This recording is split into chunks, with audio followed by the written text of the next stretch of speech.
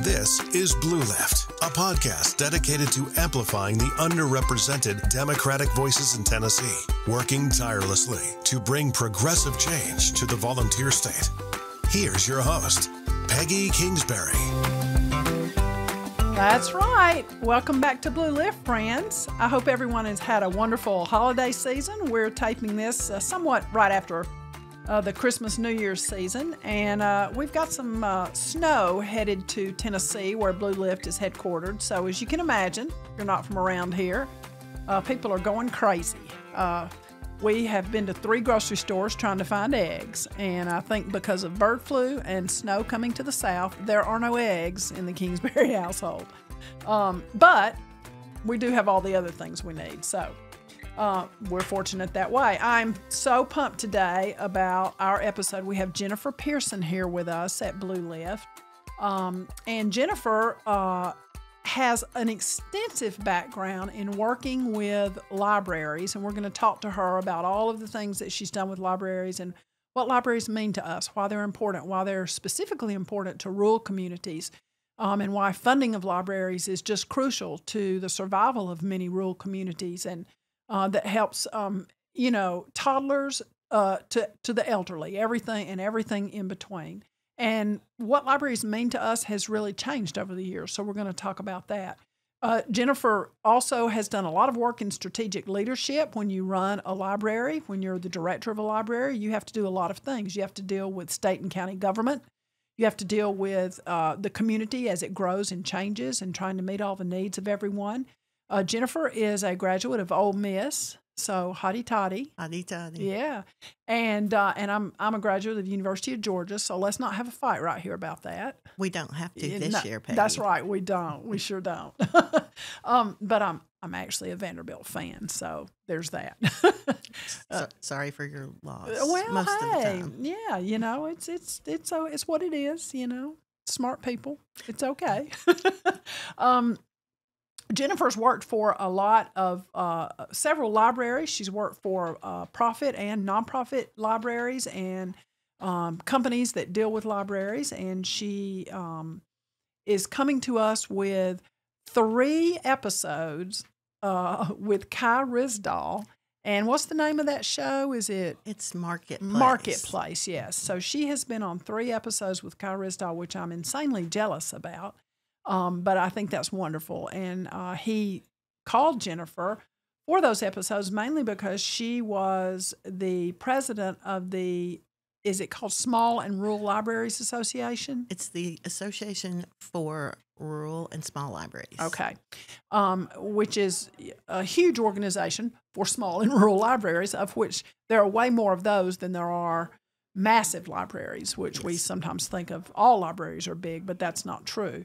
So in that role, Jennifer spoke with Kai Risdahl about a myriad of issues, and a lot of that, I'm assuming, had to do with book banning, and when all that got stirred up, and that was a big thing that they discussed. So, welcome, Jennifer. And once again, we have a stellar guest here on Blue Left. Let's dive right in, and I want you to tell us what libraries mean to communities in 2025 in the United States. All right. Thanks, Peggy. Thanks for having me. So for the past, I would say 20 to 25 years, libraries have worked diligently to move past we are just books, you come in, you be quiet, you take your book, you leave. Because what libraries realized was that communities need more than that from libraries. Libraries in communities are, especially in small and rural communities, are often the only place you can go where you don't have to buy anything. So it's a good third place, right? So people come in and they know that they can stay a while and they know that they are safe and warm. And we're not going to ask them to buy anything. So that's one aspect of what's happened to libraries.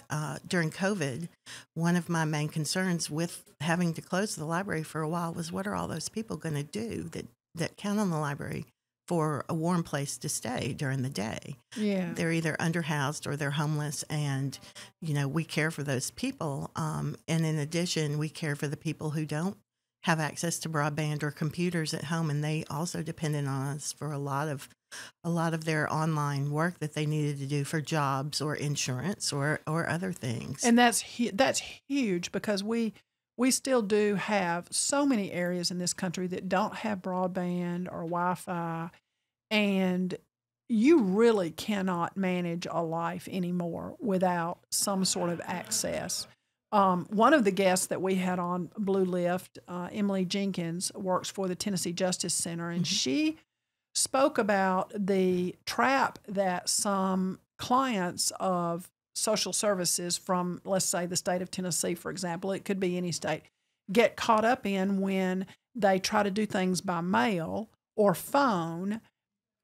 But what the state system is set up for is for that all to be done on the computer, for the person to get their benefits as quickly as they need to, or to recertify for those benefits quickly.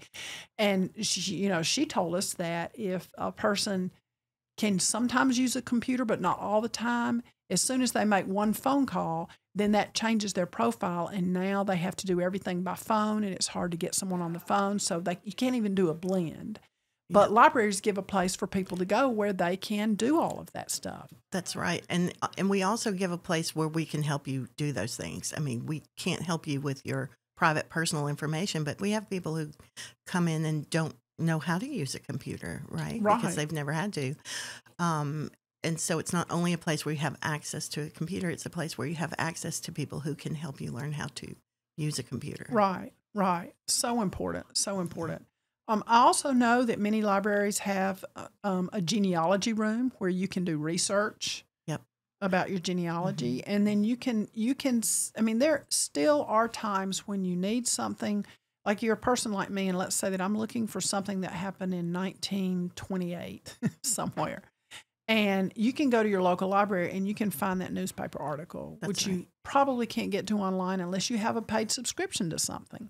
That's right. And that is true. I will say that right before I left the library, we came into some funding from a woman who used to work at the library. She passed and gave us an endowment so that we could put those things online. Wonderful. So we have at the Marshall County Memorial Library in Tennessee, we have an online access to old newspapers and marriage records and things like that. And I think you're right. That's so important. And now you can, you don't have to come to the genealogy room. Some people will and do. But we would have people travel from near and far to use the genealogy room because that stuff's not online. And I was very grateful to be able to afford to do that. That's wonderful. And I also know that, I will admit, I just learned this a few weeks ago. I had not even ever thought about this, but many libraries have subscriptions to things that we might want to see that are behind a paywall. So let's say that someone posts something on Facebook and you really want to read that article, but you can't because it's behind a paywall. If you're a member of your library, you can go on their app and get through to that. Which is really cool. I mean, it's expensive if you want to subscribe to all, 4 different major papers, for example, or Vanity Fair or whatever it is, Consumer Reports. Yes, Consumer Reports. And with your library card, and I say that with quotes, your library membership, you have access to all of that. People don't really think about that. Right. Yeah. All of that, and ebooks and audiobooks and Yes. I have a friend who all of his Audible books come from his library membership. Yeah. Ebooks. Yeah. And then Kindle, I guess it's called something else, right? When you get it through the library. Well, here in Tennessee, we have an app called Libby, which is from a company called Overdrive. And Overdrive, historically, and I've been out of this for a year and a half now, but historically does most of the ebooks for public libraries. They're the main vendor for public libraries. So yes, and we have Libby thanks to state funding, which is passed through federal funding. But that's the way that small and rural libraries are able to have this access. So that's really critical to us to have that extra funding. About 95% of our funding and most public libraries funding does come locally. And I think a lot of people don't know that either. They talk about, with schools, there's a lot of state and federal funding. There is local funding, but you can't compare that to libraries. It's apples and oranges. We don't receive a lot of federal and state funding. Actually, in Tennessee, I don't think we receive much state funding at all. It's all passed through from the feds to the state library. But it's critical to things we do. Another thing that the state library does for us with federal funding is that for small and rural libraries, they provide IT support, because obviously we can't afford to have a full-time or even a part-time IT person on staff at a small library. Right. Wow. So let's talk a little bit about book bans. How does it affect libraries, and what are small and rural libraries doing about that issue, and even larger libraries? How are they dealing with this, for some reason, resurfacing of book banning in the U.S.? Yeah. So let's start with where those book bans usually come from. And they usually come from a national organization that shops these things around to wait for somebody to pick them up, like Moms for Liberty and other groups like that. And they just create a whole list of books that they want people to go into libraries and protest. So, and I will say school libraries have it worse right now than public libraries. Right. But in general, what happens in a public library is that every public library has a form you have to fill out if you want to request that library take a certain book off the shelves.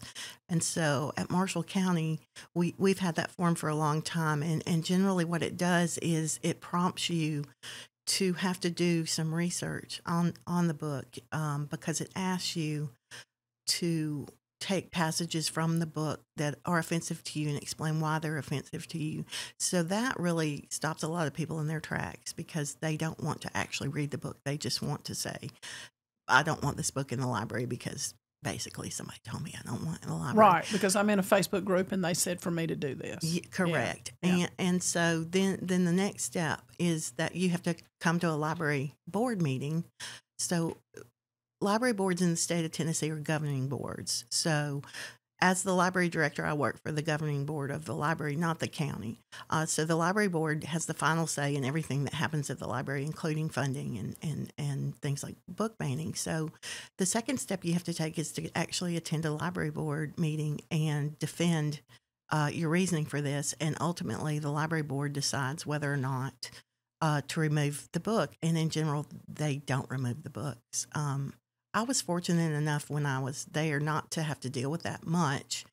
And at times I did have to deal with it. I could usually shut it down by just having an open conversation with the person about their thoughts and why they felt this way. And I think when you go into things without a combative attitude, you might come out better on the other side. And I will also say that in Marshall County, we haven't had the backlash that other counties have had. And I was thinking about this, for this interview. And what hit me is that the big groups, and I will use Moms for Liberty because I think people kind of know who they are not infiltrating the smaller counties the way they are like Williamson County, because they're not going to get the press. True. They're not going to get the press, and they're not generally. It's not an ROI for them, right? It's hard to get them. It's hard to get people in a small county to form enough of a group to make it matter. And Right. I'm not saying it doesn't happen, but in thinking about it, that's why it's happening more in places like Williamson County, because they can get the TV crews and they can get people spun up about it in a way that maybe they can't in a rural county. But, right. Yeah. Yeah, and around the country we've seen it. You're right. We've seen it in bigger counties, where some of these groups are very active, and they set out to take books away. And I'm not a fan of book banning, as my listeners can imagine. But I will say this. if you are a parent and you think there's a really offensive book at the school, I think that each parent should be individually, and they are individually able to say to the school, my child cannot read this list of books. So don't take them away for everybody. But I have some small level of sympathy for parents who do want to try to take those books out of school libraries.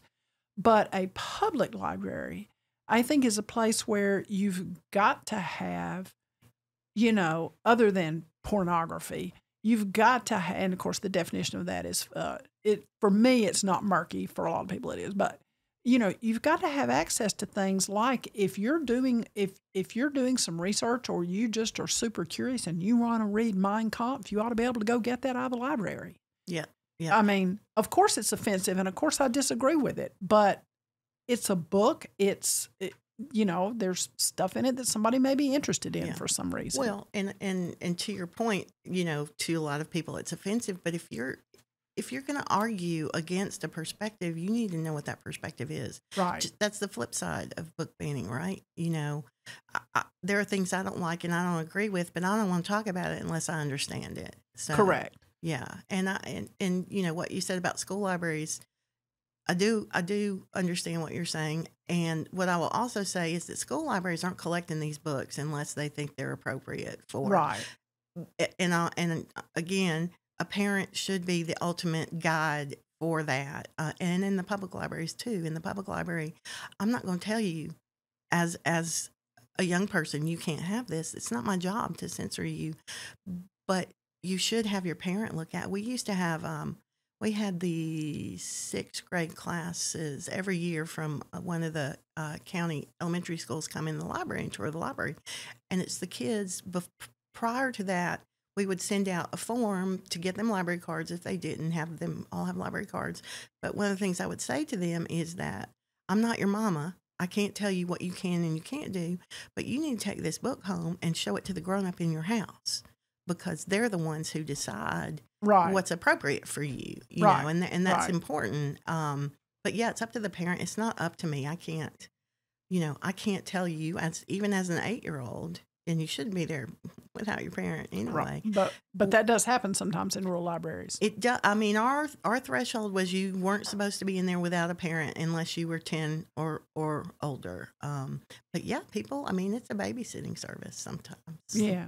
Yeah, and and so when we're talking about book banning and parental or caregiver involvement and all of that, I do agree with you that it should be very individual. But of course, we all know most everyone listening to this is already past being a 6th grader. So I like to say we all have on the job experience. And the minute you tell me I'm not supposed to read something, I'm reading it. Yes. Me too. And in 6th grade, I think I was reading a lot of V.C. Andrews and Stephen King, but my parents did know. My mom was very open with me and said, you can read what you want, but if you have questions, you need to come ask me. So I read that. Judy Blume, she had this book, this book Forever, which was about these kids and their first time. And I remember asking my mom if I could read it, and she flipped through it and she said, yeah, but if you have any questions, you need to come to me. And I remember thinking, I'm not asking you about this stuff. No, because my friends give me all that information. I don't need you to tell me about sex. Yeah, it's all in my head somewhere. Yeah. Sure, it's fine. Yeah. And so I agree with that. When we talk about community libraries, I am stunned sometimes at the breadth of programs that are offered at libraries. I mean, everything from knitting classes to Minecraft.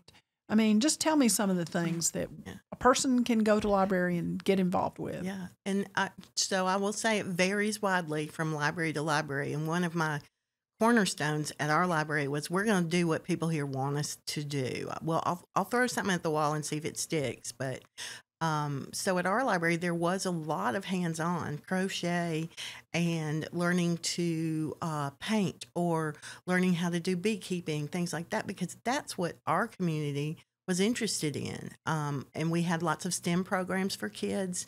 I have a really great librarian on staff, Laura, who did she took over all the programming mostly from me, thank goodness, because she's great at it. And one thing she found there was a need for was STEM classes and fun STEM activities. So she really concentrated on that. And Now tell our listeners what STEM stands for. Science, technology, engineering, and math. And Laura's background actually is engineering. She majored in engineering in college, and so she does actually have a formal background in it. And it was one of the most popular things we did. And to segue off that, libraries also provide a lot of programming for homeschoolers. And so that was another part of our programming that was very integral. Oh, see, I hadn't thought about that. To the library was providing these sort of, I wouldn't call them extracurriculars, but learning opportunities for homeschool groups. And as you know, homeschooling is just growing by leaps and bounds. So that's critical to libraries now. It's to provide those sorts of activities for homeschoolers because it is such a big part of all our communities. And another thing that's critical when you're thinking about what you're doing in programming and as a librarian in general is leaving the library to do things, meeting people where they are. So you're not just doing it at the library. We did things in schools. We did things in churches. We did things at the Senior Citizens Center, at assisted living places. We did things for Hopetown, which you know, Peggy, which is an outreach to people who are disadvantaged. We would do summer programs there for their kids every summer. So that's another thing that I don't think people understand enough is that a good library meets you where you are. You have to leave the library to be valuable to your community. Wow. I love that. I mean, that just makes so much sense. And you're right. I've seen that going on, but I was never able to quite, put it the way you've put it because that's what you do for a living. I love that. When kids do come for STEM, are we talking about learning how to code or things like that? Yeah. Yes. It's simple coding, robotics, learning how to use 3D printers. Generally those sorts of things. Yeah. And I do know that many libraries do now have 3D printers. And so you can go and learn how to do that, which I think is just great fun.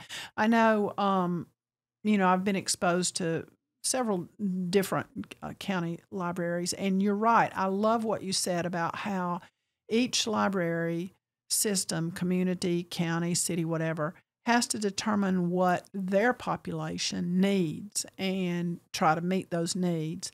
It's just so much more than going to check out books. I'm a boomer, right? So, to me, a library was you go there and you go through the card catalog and, the lady at the library tells you, shh, and you pick out your card and then she helps you find it. Hopefully you'll eventually learn how to read what's on the end of the stacks so that you can go find your own book.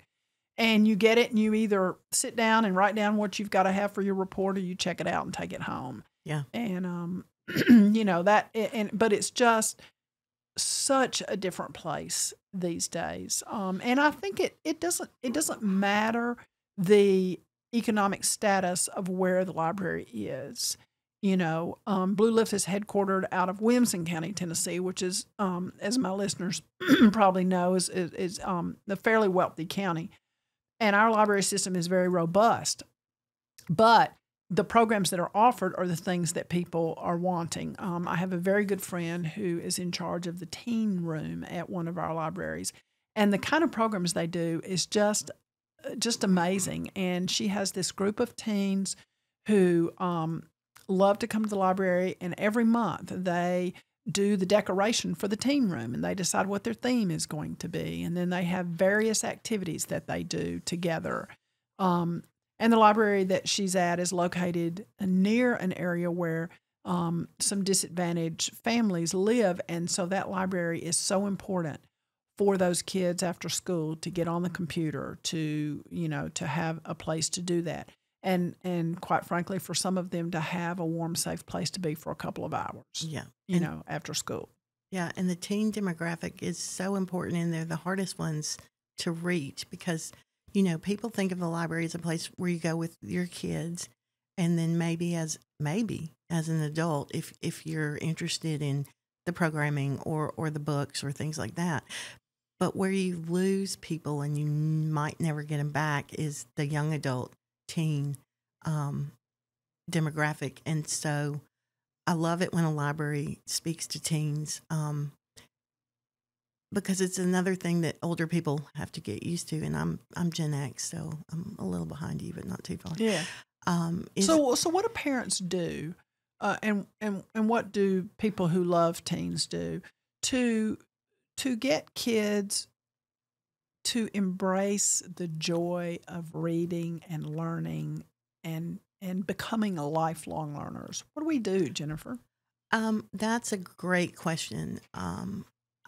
So a parent generally has to either model that behavior or encourage that behavior. It's a rarity to see a kid love the library or come to the library when their parents don't have any interest or don't encourage it at all. It does happen. But like so many things, it does have so much to do with modeling the behavior of the people you see around you. And another thing I always said in the library was, if you can see yourself in these people, you'll feel comfortable here. So when you get two or three teens there, and teens see it's a welcoming space, they want me here. It's okay if I talk. It's okay if I bring a pizza to the library and eat it. Right. Then you'll start, the word will start to get out, and you'll get more teens. And another thing is they're involved in so many things. They are. It's hard to get a teen that has enough time to do like a teen advisory board or to be there all the time. But it's great for those kids who aren't doing those other things. That's right. And there are a lot of kids who aren't doing all those other things. Right. Yeah. That's so true. And when I think about libraries, I have a history of working with the Dolly Parton Imagination Library, and so I love one of the things I learned in my involvement with that, which was extensive because I helped start it in the county I was in at the time.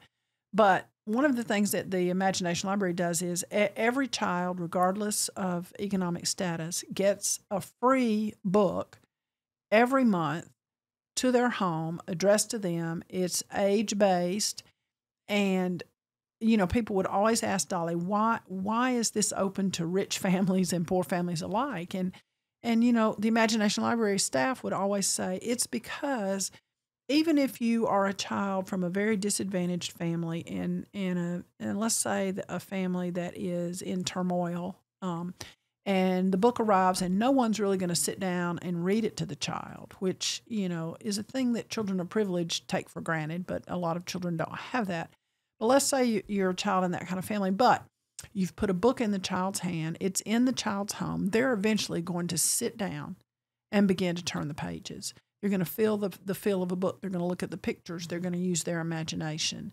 And also, the other thing that really struck me is that no matter economic status, for example, in the state of Tennessee, every county is part of the Imagination Library system that the Dollywood Foundation has set up. And it's all over the U.S. It's not in every county in the U.S., but it's in every state and some foreign countries now. But let's say that you're a kindergarten teacher and you've got all these little snotty-nosed kids who've shown up for the first day, half of them crying, half of them excited, most of them sugared up, running around the room. And the teacher sits down, and all kindergarten teachers in Tennessee, for example, have the whole set of Dolly Parton Imagination Library books, which those are 60 because they go from birth to age 5. And she pulls out one of those books. Now, all of a sudden, these children who come from various backgrounds have something in common. They've all seen that book. They've all seen that book. And all of a sudden, the child from the wealthiest family and the child from the most disadvantaged family have something in common. Oh, I know that book. I've seen that book. And that's really important. That's really important. Libraries are so important to our society, and the way that they're funded almost always offers any of us an opportunity to contribute to that. Is that right? Most have a foundation? Most libraries have either or and both a library foundation and a Friends of the Library. So where I was, we were fortunate enough to have both, and we were fortunate enough to have a library foundation that, thanks to some very generous endowments, had quite a bit of money. And what's great about a foundation or Friends of the Library when it comes to funding for a library is it's a lot less red tape to jump through than you have to get money out of your county. And I'm not saying that most of your budget should come from that. It shouldn't. But for example, and the Friends of the Library not only can raise money for the library, but they do things for the library, right? They do the book sale, or they come and volunteer for summer reading, or they volunteer, thank goodness, to weed the plants in front of the library sometimes. Yeah, just upkeep. Yeah. But the foundation really, if you have a foundation, that can change the game. So in Marshall County, we have two libraries. We have the main library in Lewisburg, which is the county seat and the biggest city in Marshall County. But then we have a branch up in Chapel Hill at the north end of the county. The demographic is different there. And we've always been fortunate enough that the city of Chapel Hill cared enough about the library to fund a lot of that through their city budget.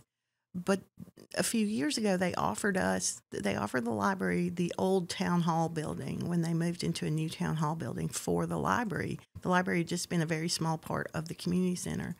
And Chapel Hill said, we will pay for the upkeep of this building. We will pay for the utilities, but you have to outfit it. So I knew that would have to come from the foundation. So they were able to give me a generous amount of money to knock down walls and put in new flooring and put in all new furniture and shelving.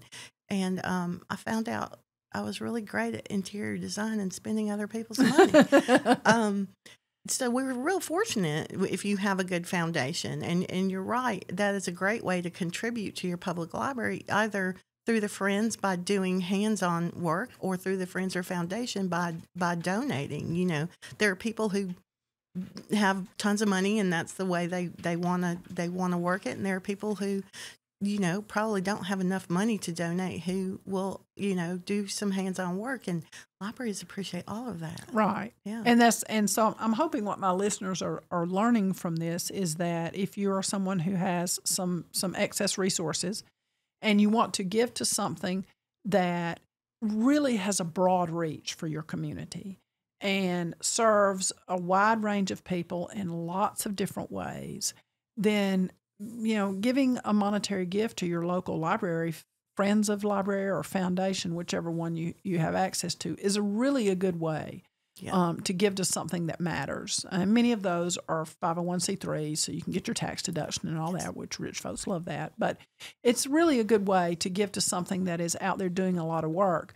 And I also want to sort of go back. You did mention that many times the library can reach more people by actually doing it outside of the library.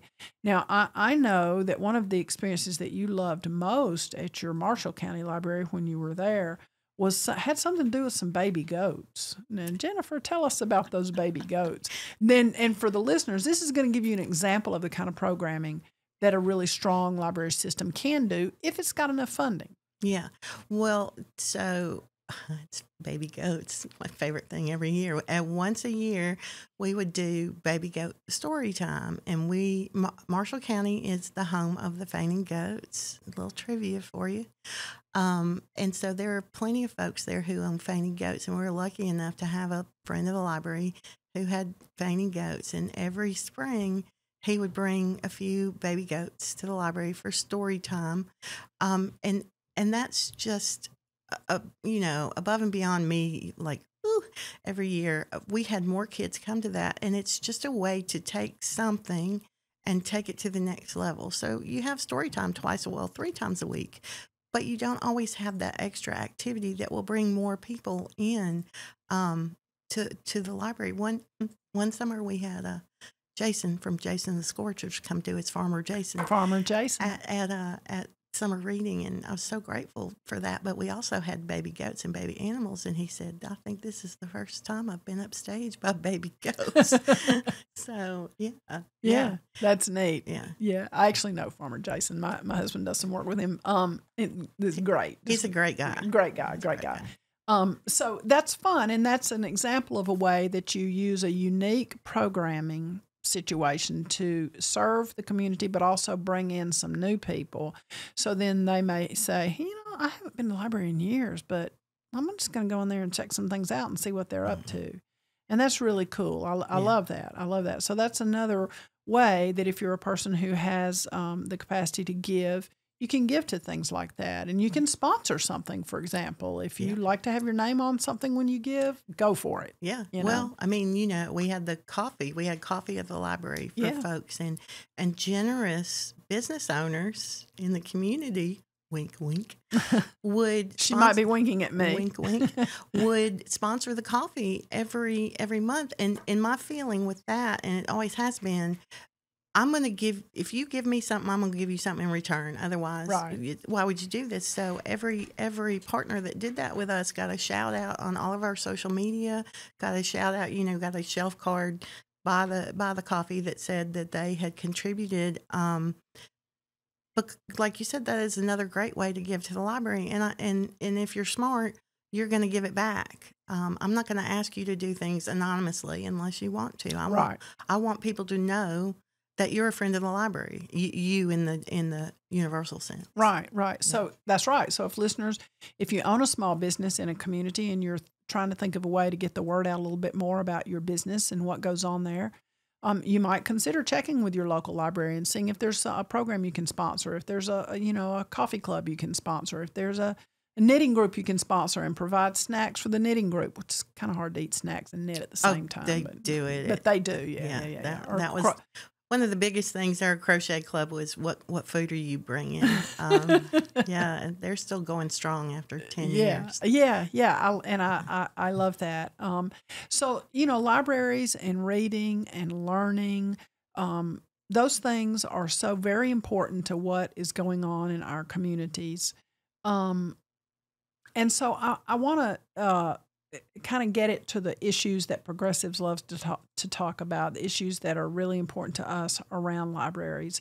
Given the current political atmosphere in the country, do you see libraries being affected by the things that are going on, and how? I do, and I hope they sort of fall off the radar a little bit with all the other terrifying things that people want to do to other people.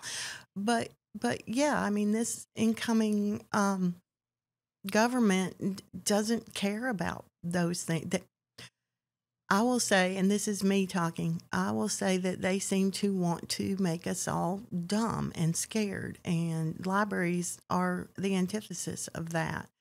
And so I see them either overtly campaigning against library. I mean, there are things that they want to write laws that say they'll throw librarians in jail for doing things that they don't want them to do. I mean, who makes enough money for that? And that's why a lot of good librarians, a lot of good ones, not naming names, don't do it anymore. Right. Because it's just not, there's a risk that used to not be there. There's a huge risk involved, and and that's the same with school teachers, right? Right. You're losing a lot of really good professionals because it's just not worth, it's not worth the aggravation. It's not worth the beating your head against the wall. But I don't think it's going to get any better. I mean, I have this in the back of my mind, and I hope everyone listening is progressive and no one will take this idea and run with it, but that he's going to shut down the Library of Congress. Well, yeah, I've heard talk of that. Yeah. And I will say that, just for the listeners, to, who may live in areas where these kind of things don't happen, even a small local library that I know of at one time had a city councilman who didn't want some books in the library that were in non-English language. Which is just absurd because, we smart progressives know that most civilized nations speak English plus their native language. And we're like the ones that expect everyone else to speak our language. But learning a different language is such a wonderful thing for all of us if we can speak a second or third language. But yeah, so I mean, you have pockets of situations like that where ridiculous things are required and requested of people, and that's just absurdity because to say that the only books that are going to be in our library must be in English. Yeah. Well, there's another story from a small rural county close to ours a year or so ago. The county commission got it in its head to bring the librarian in front of the group and talk to her about a lot of what ifs, and most of it was drag queen story time. And this woman not only was an amazing library director, she was also the wife of a Baptist minister and had come from finance, and there was just no way that was going to happen. But they paraded her out and berated her about things that would just never happen there because, again, it's not something that community would embrace. Right. But it's things like that, like if I can't read this book, it shouldn't be in my library. If I can't read it because I don't understand Spanish, it shouldn't be in the library. Well, and you mentioned, you brought up a really, really good topic, and that is Drag Queen Story Hour. I mean, I think that when something like that gets into the media these days, then some people will hear that and they'll think, oh my goodness, all over this country, there are drag queens reading books to my grandchildren and trying to convince them to become transgender or gay. And that's what's going on everywhere. And oh my God, we've got to cancel all of that. Yeah. Well, it's such a minor thing. And no matter how you feel about it, for many, many listeners, it's not going on in your community anyway. But if you're in a metropolitan area and that sort of story hour is offered, you know what? If you don't want your kid to go, well, then don't send them. Don't go. Don't go. Don't go. Yeah. And you know what a little 3-year-old girl likes to see more than anything else is a princess. Come read to her at story time. And do you think that little girl has any idea that princess? No idea. Yeah. That she has no idea that princess is really a prince or whatever. Right. She has no idea that because this is a dressed up character. Yeah. Disney characters are dressed up characters. Yeah. And no one seems to be all bent out of shape about how dare you identify as a mouse when you're not really a mouse. You're convincing my child they need to become a mouse. No one says that to Mickey. Well, I mean, maybe we should start that, Peggy. Yeah. I mean, it's just rather silly, isn't it? It's just a great way to engender fear and otherism in people. And I think that's what a particular group of folks in this country want to do. And it just detracts from things that are real problems and things we really need to fix. It's buying stuff. Fear is a powerful emotion. Well, it is. It is. And anything to me that would damage an institution like a local library is so dangerous because I do live in a county that has the money to have very vital and active recreation centers. Many of our small counties do not have that. So the library is where people can go for programming and for community. You can use the library for community meetings, and you can obviously learn a lot from looking at the books. But if you still watch DVDs at home, you can check those out from the library. And as we've said, you don't have to worry about paywalls anymore. If there's something you want to read, well, you can do that through the library. If you're curious about your great-great-great-grandfather, the library can help you learn about your great-great-great-grandfather because, libraries have employees who are just there to be helpful to the public. Yep. Which is really, really amazing. And it's an institution that I don't know when the first library was opened. Do you know that? In the United States? So, okay. Somebody Googled me. Was it Philadelphia? Ben Franklin. Yeah. And I think I've actually seen that building recently when I was in Philly. But so libraries have been here since nearly the beginning of the country. Yes. And they don't need to go away. They need to get bigger and more robust. And I would hope that my listeners would now just Google their local library and say, you know what, if I don't have a card, I should get one So Franklin Public Library. Franklin Public Library. And- yeah. and- Franklin, Massachusetts, established in 1790. There you go. 1790. Yeah. Wow. Thank you. That my producer Jim, he knows everything that I don't know, which is a lot. I'm sure he didn't just Google that. Oh, he did. He did. He's the Google king. But thank you for that, Jim. And, so they've been around a very long time. And I would love to see us all consider doing two things. One, Google your local library. And if you don't have a card, again, I guess you can get a physical card now, but you don't really need it. But You can. join the library and give yourself access to some things you might not have access to otherwise. It's an article you want to read or something you want to research or, a book you want to read on your device, whatever. And then also, if you have extra resources, consider giving to your local library foundation or friends of. And most libraries will have a used book sale as well, which is a big, big deal. And they raise money doing that. And I love that. But I will say one caveat. Please don't bring your old encyclopedias to the library. Yeah. I think a lot of people think the best thing they can do is donate their old books. And it's not. No. We don't have all the space. I don't want your 1928 encyclopedias. Thank you. It's nice. But if you do have nicer hardback fiction books, we do want those. And mostly, like Peggy said, for a used book sale, occasionally it'll be something we haven't bought and we'll put it in the collection. And I'm saying we, and I think most libraries do feel this way. Please don't. And you get so offended, and it's not because we don't appreciate you. It's because we just don't have, number one, the space, number two, the staff to deal with it. And really, number three, who really is going to come out there, come to the library and check out the 1975 World Book Encyclopedia N through P? No, boomers. Yeah. Well, it's nostalgic for me. Right. Well, me too. I guess I might. Now I'm thinking I need to find a set of encyclopedias because I need to smell it and feel it. And I know all those body diagrams that were and you could flip through and see the different muscles in the bone. Oh yeah, I love that. Yeah, I was fortunate enough to have inherited a set of encyclopedias, and they were red. The covers were red, and you're bringing back memories now. I know, but. Yeah, we no one needs to do that, and I do think it's important that when we give things like clothes or books or whatever, we actually think about it before we do it because nobody wants your used underwear and nobody wants your old encyclopedias. That's just not it's.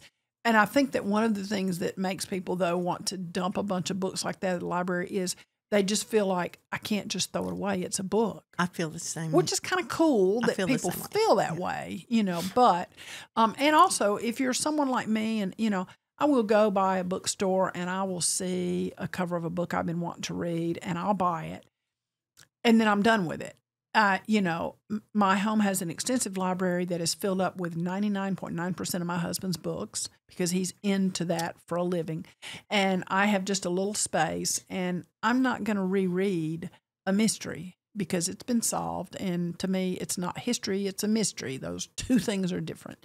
And so I will, if I don't pass that book on to a friend or put it in a little library that's been put up somewhere, I will offer it to the local library, and I'm usually, a little bit bougie, and I buy the hardcover book when it comes out because I like that, So yeah, those kind of things you can donate. Well, this has been a great conversation, Jennifer. I want you to tell folks how they can stay into what libraries are doing now. Is there a website you recommend? Is there a place where people can keep up with what you're doing and you and your buddy Kai are talking about? I haven't talked to Kai in a while. Maybe I should call him. Call me Kai. I think what you want to do is start with your local library and their website and their social media. Just go out and find their social media. And one of the most important things you can do for your local library is to share their social media posts. Oh, that's a good idea. because that, your outreach probably is reaching more people. You probably have more Facebook friends than the library does sometimes. So, you passing that along, and by passing along, you're giving it your stamp of approval, or this is something I think is interesting. I think that's critically important. If you want, there are more esoteric ways to keep up with sort of the downside. Every year, our state legislature is going to file some bills against the library. And you can follow that through the state legislature's bills. It's hard to figure out. I will say a little plug. On March 5th is Library Legislative Day on the Hill in Nashville. And before that, they're going to have a March for Libraries. They've been doing it for a couple of years. The Tennessee Library Association has sponsored a March for Libraries. So that's a great way to show your support in front of our elected officials, is to somehow participate in Library Legislative Day. Talk to your local librarian and say, hey, I'd like to participate in this. What can I do?